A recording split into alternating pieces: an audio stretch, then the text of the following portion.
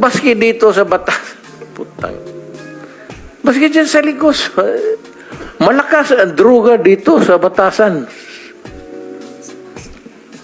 Kaya kung kailangan mo talaga, kailangan mo ng pulis, kailangan ng Pilipino, you elect a mayor na magsabi one of his, baski one of the, sa program niya, sa agenda niya, drugs, maghingi siya ng chief of police na who's dedicated at saka yung may character talaga.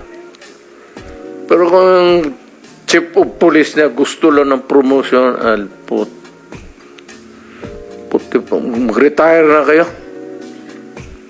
Yes, Mr. Chair. Thank you. Hindi man sabihin inutil.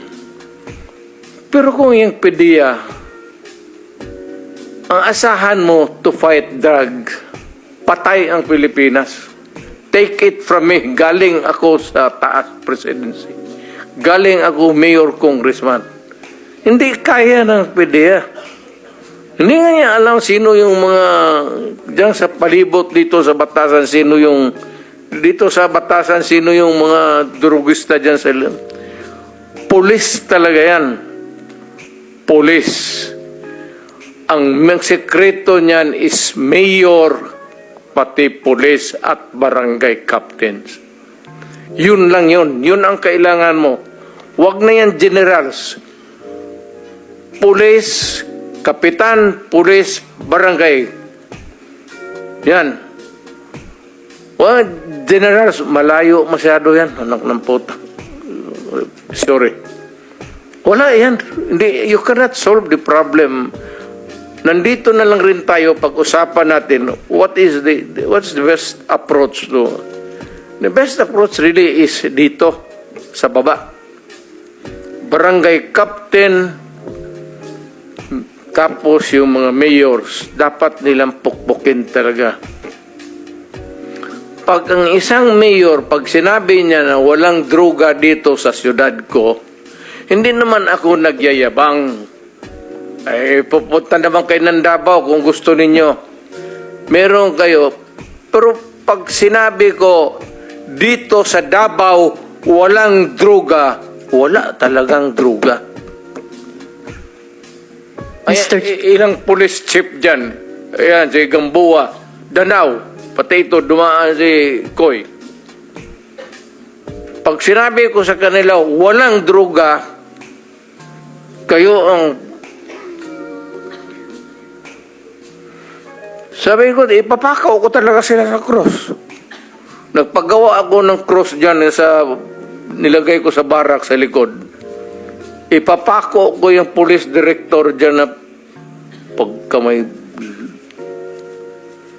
trabaho ninyo yan eh. Yes, sir.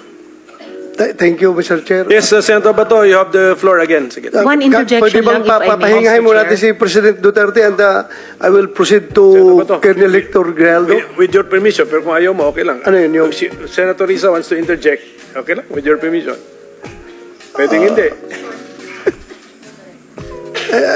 Para kanino, For the for the record record. only. Okay. With the permission, Sir Bato, go ahead. Dagan salamat, Mr. Chair ug Senator De La Rosa. For the record lang, in fairness sa PDEA, Philippine Drug Enforcement Agency is the lead anti-drug law enforcement agency responsible for preventing, investigating, and combating any dangerous drugs, controlled precursors, and essential chemicals within the Philippines. So, tigilin na po natin yung pagsisira at paninira sa mga Hindi ba institusyon. paninira, ma'am? Because we need- Sinasabi ko, para sabihin kulang. pero may nasabi Hindi rin nila kasalanan. may Ang nasabi PDEA rin talaga hindi kulang inutil. ng tao, Pero- kulang ng organization. Pero I heard the term, Mr. Chair, You have halos to have, inutil. Mr. President, tao, pati pondo ng pera. There are ways na i-strengthen ng PIDEA na hindi natin sinasabing Hindi mo dala sa halos istorya yan dito. inutil. Actually, okay. No. Excuse me, Mr. Chair. sige. Miyembro po ako ng committee ito, ng subcommittee at ng Senado. So, I am just making an interjection Yes, in fairness sa PIDEA na isa sa mga importanteng institusyon ng law enforcement natin, particularly in suppressing the supply of drugs. For the record lang, Mr. Chair. Daghang salamat, Mr. Chair o Senator De Sige, La what's Rosa. the opinion of the Ako President naging is... mayor, congressman, naging presidente. Ang sinasabi ko dito, wala akong tinatamaan. I'm just expressing, I said, my experience. Na kung ano talaga ang kulay ng druga dito sa Pilipinas. Baski dito sa Batas. Putang. Baski dyan sa Ligos. Malakas ang druga dito sa Batasan. Kaya kung kailangan mo talaga na, kailangan mo ng pulis, kailangan ng Pilipino, you elect a mayor na magsabi one of the sa program niya, sa agenda niya, drugs.